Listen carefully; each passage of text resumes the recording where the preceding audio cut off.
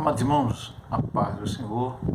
Aqui é o pastor Hélio Ornelas, pastor da Igreja Metodista Pentecostal, no Morro da Carolina, no Jacatirão, Duque de Caxias, na congregação Jardim Santa Marta, Belfor Roxo, e na congregação Nova Campinas do Caxias, para ministrar mais uma aula da Escola Dominical, e esta a última aula desse terceiro trimestre do ano de 2021, na classe de adultos da revista da Casa Publicadora das Assembleias de Deus.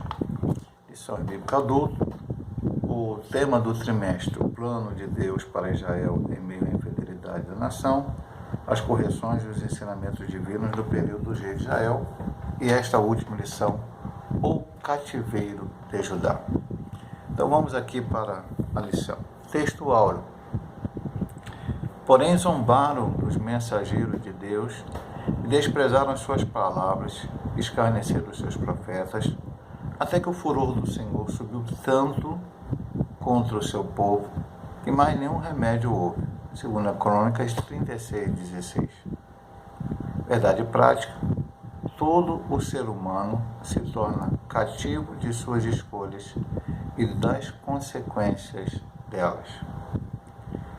Temos a leitura bíblica diária, que espero que os irmãos possam ter feito, e a leitura bíblica em classe em 2 Reis, capítulo 24, verso 18 ao 20, e capítulo 25, do 1 ao 10. 2 Reis 24.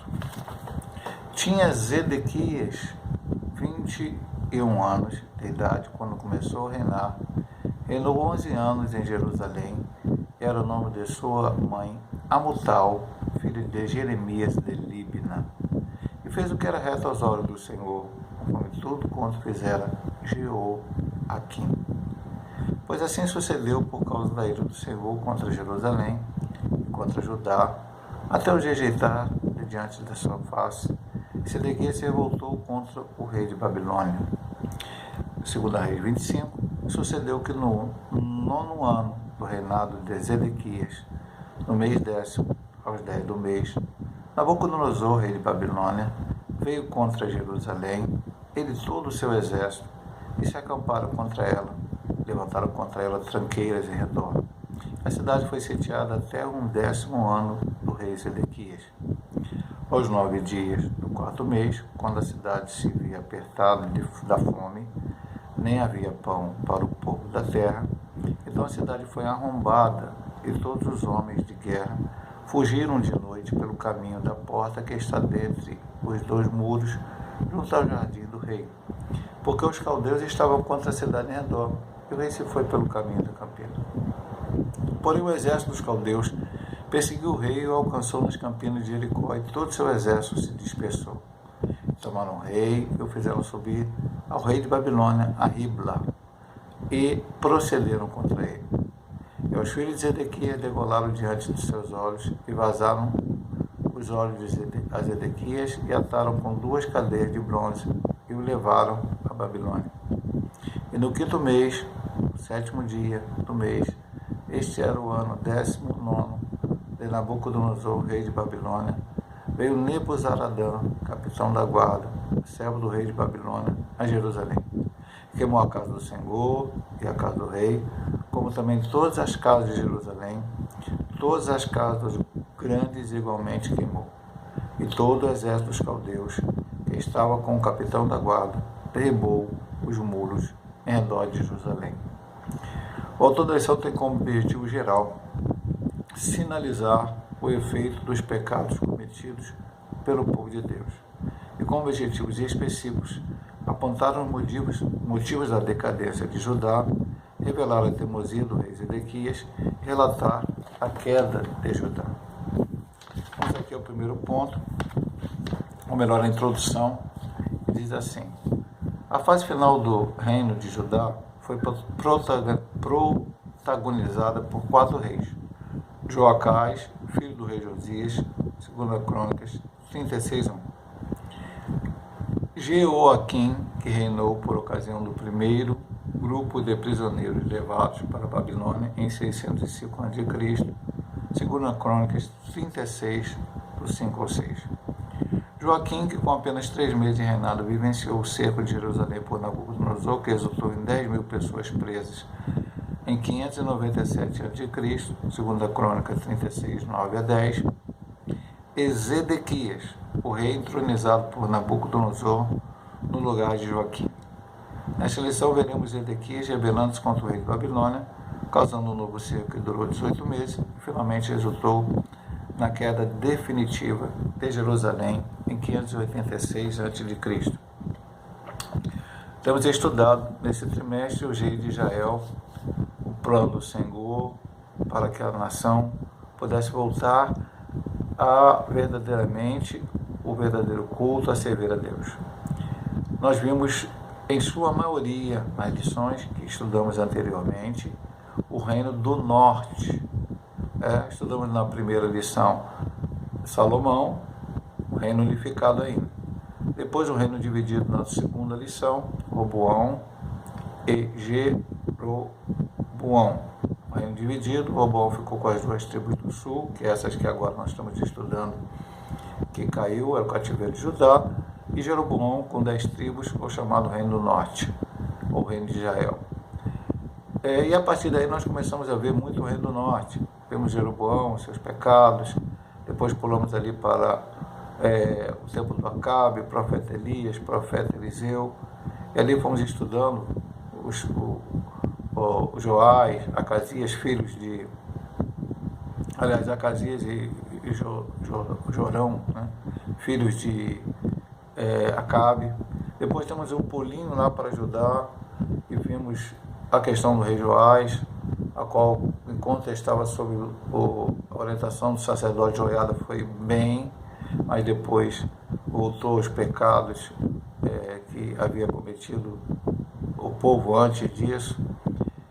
E depois nós voltamos para o Reino do Norte no último rei, que é Oséias, e o cativeiro do Reino do Norte.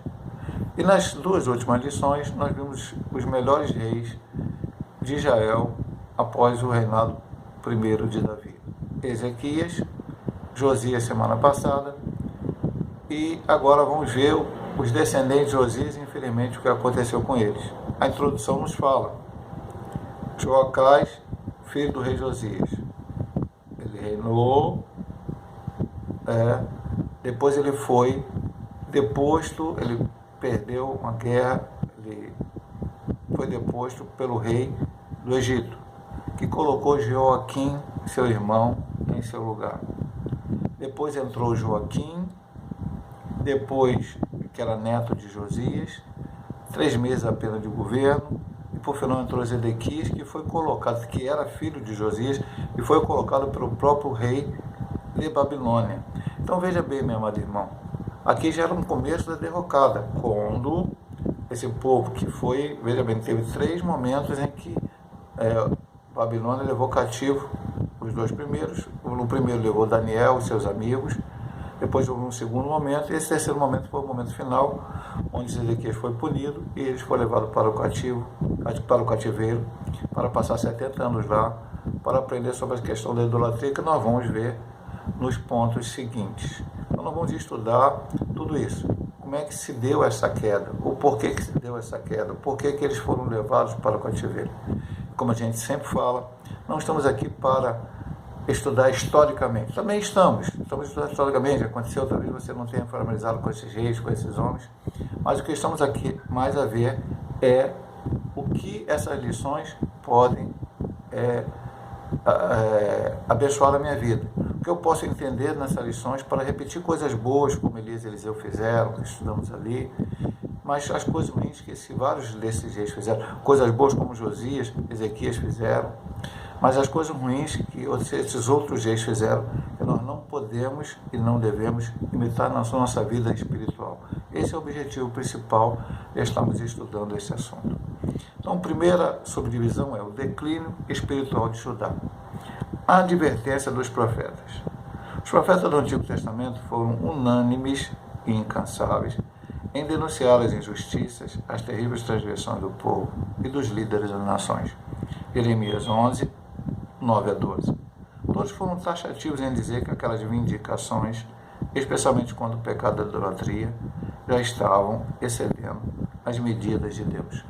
Então, vários profetas profetizaram. Vamos ver alguns desses profetas aqui. Semana passada nós vimos que no tempo do rei Josias, Jeremias começou a profetizar. Tivemos Miqueias. Isso eu estou falando dos que escreveram. Vimos semana passada que Josias consultou a profetisa Hulda, uma mulher que só aparece naquele momento, que deu uma mensagem que que o povo de Israel ia ir para o cativeiro, mas não seria nos seus dias, porque ele tinha se humilhado diante do Senhor. Mas o profeta literário, Miqueias e tal. Vemos Abacuque aqui também, porque Abacuque, Deus também mostrou a ele que puniria o povo através de Babilônia. Ele não conseguiu entender o início, depois conseguiu compreender. Então, vários profetas, e até anteriores a esse. O próprio Isaías falava de arrependimento desse povo. Vários dos profetas bíblicos falaram desse pecado desse povo. Então, não foi falta de advertência. E, pastor, e hoje? Do que nós devemos nos guardar? Devemos nos guardar da corrupção, devemos nos guardar do pecado, devemos nos guardar das coisas que desagradam a Deus. E hoje Deus continua levantando profetas? Sim. A primeira profecia e a principal delas, a qual precisamos ler, ouvir, ler, guardar, como está em Apocalipse 1:3, bem-aventurado que ouve, que lê e que guarda a profecia desse livro, colocar em prática na nossa vida, é a Bíblia Sagrada, a Palavra de Deus. Ela é a maior profecia. Deus continua usando homens e mulheres hoje, profetas de Deus, que trazem mensagem através do Espírito Santo, sim. E a gente sempre estudou nos trimestres passados anteriores que Deus vai usar essas pessoas, pode usar essas pessoas, quer usar essas pessoas, mas sempre, nunca contrariando as leis de Deus, a palavra de Deus, a Bíblia Sagrada. Semana passada nós estudamos na lição de Josias que o verdadeiro avivamento, ele começa com a palavra de Deus, ele continua com a palavra de Deus, e ele vai até o fim, é bem sucedido, com a palavra de Deus. Nós vamos ver que aqui o que faltou a esse povo foi conhecer a Bíblia Sagrada, o que a Bíblia dizia, temer os mandamentos do Senhor, colocá-los em prática para que não acontecesse isso. Os profetas foram usados por Deus. Os profetas profetizaram. Veja aqui que eles sempre disseram que aquilo que eles diziam era contra o pecado, especialmente contra a idolatria. Não vamos ver que houve outros motivos porque eles foram levados ao cativeiro. Já estavam excedendo a medida de Deus. Pastor, mas por que Deus levou para o cativeiro? Eles começaram a pecar igual, e às vezes até pior, porque eles conheciam a verdade mais do que as outras nações, do que aquelas nações que Deus tinha tirado daquela terra e dado aquela terra a eles. E por que Deus tirou aquela nação daquela terra? Morreu, não sei o que lá, Gegazeus, Eveus, porque aqueles homens eram idólatras, aqueles homens faziam todo tipo de prática que contrariava a palavra do Senhor. Então o Senhor tirou aqueles homens de lá e colocou agora a descendência de Abraão. E agora a descendência de Abraão começa a fazer os mesmos erros ou piores. Especialmente a idolatria, nós vamos ver que houve outros erros também cometidos. Agora vamos para a segunda subdivisão do ponto 1, que é previsão dos acontecimentos que levaram Judá ao exílio. O ministério de Jeremias foi o mais importante desse período. Ele é chamado um dos profetas maiores. A Bíblia tem o maior livro, os Salmos, mas o Salmo foi escrito por vários autores, Davi, Salomão, Asaf e alguns salmos até desconhecidos. Mas livros escritos por apenas um autor, que nós sabemos que ele escreveu do início ao fim, o maior deles é Isaías com 66 livros, e depois vem Jeremias com 66 capítulos, e Jeremias depois com 52 capítulos, seguido de Ezequiel com 48 capítulos. Foram homens que escreveram, que falaram, que profetizaram em um período difícil da história de Israel. Então, Jeremias foi o principal desses profetas. Ele iniciou suas atividades proféticas no reinado de Josias e deu continuidade durante os 4 reis seguintes, Joaquim e por fim Zedequias. No tempo desse grande profeta, havia muita discórdia e confusão sobre o que era a verdadeira e a falsa palavra de Deus. Por isso precisamos estar atentos para discernirmos a palavra do Senhor. Ao advertir o povo sobre pseudo-profetas, Jeremias faz de modo tão peculiar que parece estar se referindo aos falsos profetas de nossos dias. Tem falso profeta no nosso dia, pastor? Vamos ver aqui o que Jeremias falou. Como a gente sempre fala, isso aqui é um estudo bíblico. Usamos uma lição, um autor escreveu esses textos, mas é um estudo bíblico. Então, o que ele diz no versículo 16? Assim diz o Senhor dos Exércitos: não deis ouvidos às palavras dos profetas, que entre vós profetizam, ensinando vaidade e falam da visão do seu coração e não da boca do Senhor. Depois ele diz assim: dizem continuamente aos que me desprezam. O Senhor disse: paz tereis, e a qualquer que anda segundo o propósito do seu coração, dizem: não virá sobre vós, mal sobre vós. Então vamos aqui analisar alguma coisa aqui. Previsão dos acontecimentos que levaram Judá ao exílio. Ele aqui cita muito a questão dos falsos profetas. Havia uma dúvida, uma discórdia, uma confusão de quem era verdadeiro profeta e falso profeta. Miqueias, Jeremias, Abacuque, todos os outros profetas que não encontramos na Bíblia profetizaram que aquele povo ia para o cativeiro. Alguns profetas que viviam às custas dos reis, das autoridades, preferiam profetizar aquilo que o rei ouvia. Nós vemos um pouco lá atrás, no tempo do Acabe, nós estudamos isso. Acabe estava para sair com uma guerra junto com Josafá, e Josafá pediu para que ele consultasse o Senhor. Os profetas que estavam ali, que eram profetas que Acabe sustentava, enfim, eles profetizaram que Acabe ia, que Acabe ganharia. E aí Josafá falou: não, mas eu quero ouvir mais algum profeta. Aí o Acabe falou: tem um aí chamado Micaías, que só fala o que é ruim para mim. Aí o Josafá: não fala assim não, mas chama ele. Micaías veio e profetizou que Acabe morreria, que Israel seria dispersado, e foi mandado que ele fosse preso novamente, jogado no calabouço, aquelas coisas todas. Mas aconteceu aquilo que aquele homem profetizou. Jeremias falou a determinado profeta, chamado Anani, algumas traduções falam Anani, outras falam Ananias, capítulo 28 de Jeremias. Jeremias estava profetizando que o povo para o cativeiro, alguns já tinham ido para o cativeiro, uma dessas levas. E Ananias profetizou que dentro de 2 anos Deus sacudiria o jugo e libertaria aquele povo do rei Nabucodonosor de Babilônia. Traz de volta, aquela coisa toda. E Jeremias falou: amém, amém. Mas só vou falar uma coisa para você: todos os profetas que profetizaram antes de nós, eu e você, profetizaram coisas difíceis, complicadas. Então o profeta que profetizar que vai melhorar, que as coisas vão acontecer bem, primeiro a palavra dele precisa ser confirmada. Se for confirmada, é profeta de Deus. Se não for, não é. E quando Jeremias saiu dali, Deus mandou falar com Jeremias, voltar e falar para aquele homem que naquele mesmo ano, aquele homem morreria, e a Bíblia diz que naquele mesmo ano, aquele homem morreu porque profetizou mentira para o povo de Deus. Então havia muitos falsos profetas. E aí ele diz: e nós hoje em dia? Ele diz aqui: por isso precisamos estar atentos para discernirmos a palavra do Senhor. Eu sempre disse na igreja: quem é o maior professor, o maior ensinador, é o Espírito Santo de Deus. Aí ele vai usar o pastor, vai usar o professor da escola dominical, vai usar outro irmão numa pregação, num estudo bíblico, enfim, de qualquer maneira para te ensinar. Sim, o Espírito Santo usa pessoas.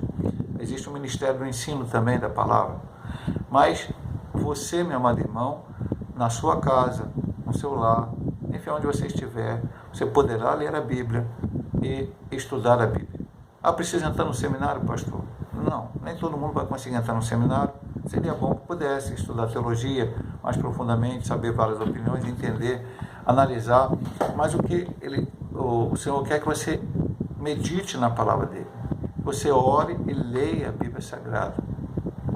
Isso é necessário. Porque qual o problema daquele povo? Nós vimos no tempo de Josias, eles perderam a Bíblia Sagrada, perderam o Pentateuco que eles tinham, não liam a Bíblia. Se eu não ler a Bíblia, eu não vou entender a Bíblia. E se eu ler a Bíblia de uma forma só por ler, também não vou entender. E se eu não praticar a Bíblia, aí é complicado. Eu vou até citar novamente uma parte da lição passada, onde está aqui no Conheça Mais da lição passada. Lá no finalzinho do Conheça Mais diz assim: a experiência prova a veracidade do ditado. A leitura deste livro, ou seja, a Bíblia, evita o pecado. E o pecado evita a leitura deste livro. Então, quanto mais você lê a Bíblia, mais você se afasta daquilo que desagrada a Deus. O problema deste povo foi ouvir, não discernir a verdadeira profecia, a palavra de Deus. E hoje existe falso profeta, pastor? Existem. Infelizmente existem, mas a Bíblia nos advertiu que havia homens no longo do tempo buscariam pessoas para falar aquilo que eles gostariam de ouvir, está lá em Timóteo. Não quero ouvir o que eu gostaria de ouvir, eu quero ouvir o que Deus tem a falar comigo. E vamos então para a terceira subdivisão, e aí sim vai mostrar os motivos de Israel. O motivo que levaram Judá ao cativeiro. O cativeiro aconteceu especialmente por causa da obstinada desobediência da liderança judaica. Um mau exemplo começou com a liderança. Essa posição é consolidada por vários outros profetas, dentre eles Miqueias, e aqui cita Miqueias 3, do 9 ao 11. Aí vem, olha só, além da idolatria, que foi a principal causa, aconteceu também pecados abomináveis foram cometidos contra Deus. Derramaram sangue inocente, segundo a Crônicas 24, 17